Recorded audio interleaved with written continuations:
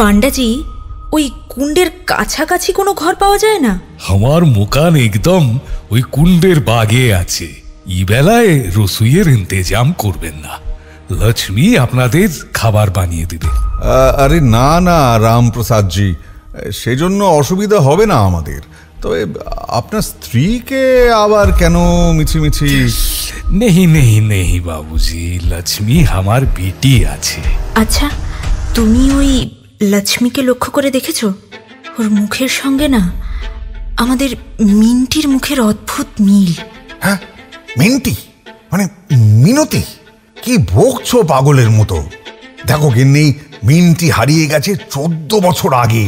তখন তার বয়স ছিল 12-13, কচি মুখ ছিল তার। সেটুকু বোঝার মতো বুদ্ধি আমার ঘটেও আছে। ও যে মিন্টি নয় তা আমিও জানি। দেখুন পান্ডাজি, আমাদের সংসারে আমরা মাত্র দুজন, এই বুড়ো বুড়ি, ছেলে মেয়ে নেই। অথচ ভগবানের দয়ায় অর্থের অভাব নেই আমাদের। দেখতেই পাচ্ছেন আমার স্ত্রী বাতে পঙ্গু।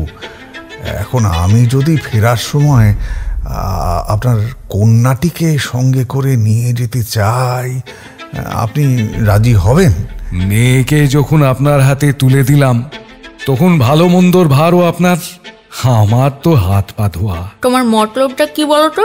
আমার স্বর্গগতা ভগ্নীর একমাত্র নাতনিকে 14 বছর আগে ডাকাতে ধরে নিয়ে যায়।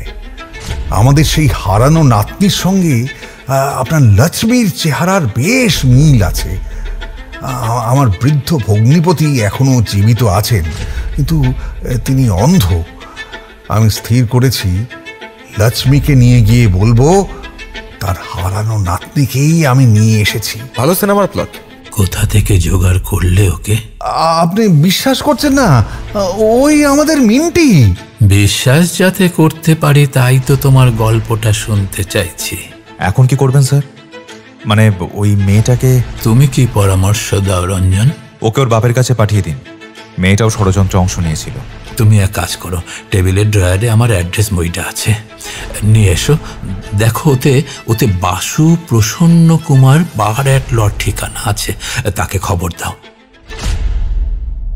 অন্তিম পর্ব আগামীকাল।